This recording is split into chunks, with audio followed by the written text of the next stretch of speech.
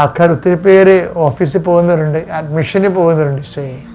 ഒത്തിരി പേര് അഡ്മിഷന് പോകുന്നവരുണ്ട്, ഒത്തിരി പേര് ഓഫീസിൽ പോകുന്നവരുണ്ട്.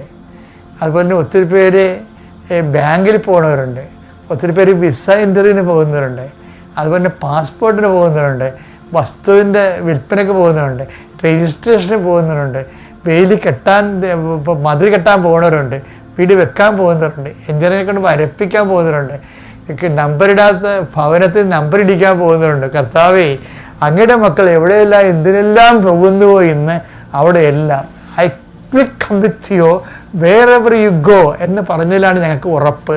നീ എവിടെ പോയാലും നിൻ്റെ കൂടെ ഞാൻ വരുമെന്ന് പറഞ്ഞില്ലേ കർത്താവേ. ഞങ്ങളതിൽ വിശ്വസിച്ചുകൊണ്ട് കർത്താവേ നിൻ്റെ കൂടെ വരാൻ ഇടയാക്കണമെന്ന് പ്രാർത്ഥിക്കുന്നു.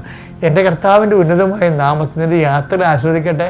നീ ഉപയോഗിക്കുന്ന വാഹനങ്ങൾ, ഹയർ ചെയ്ത വാഹനങ്ങളുണ്ടാകാം, വാടകയ്ക്കെടുത്ത വാഹനങ്ങളുണ്ടാകാം, ചിലപ്പോൾ സർക്കാർ വാഹനങ്ങളുണ്ടാകാം, ചിലപ്പോൾ സ്വന്തം വാഹനമായിരിക്കാം. എന്തായാലും നീ യാത്ര തുടങ്ങി അവസാനം വരെ കർത്താവ് നിന്നെ തൻ്റെ വിശുദ്ധ നാമത്തിൽ സംരക്ഷിക്കട്ടെ.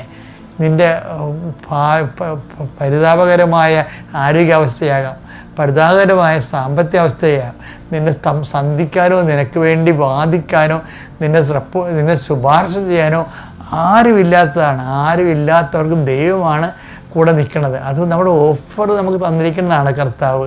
അതുകൊണ്ട് തന്നെ നിൻ്റെ പ്രാർത്ഥനാ ജീവിതത്തിലെ നീ ദൈവത്തിൽ ആശ്രയിച്ചുകൊണ്ട് ഇന്ന് മുഴുവൻ സ്ഥലങ്ങളിലും കർത്താവിൻ്റെ ദൂതൻ നിൻ്റെ കൂടെ ഉണ്ടാവും.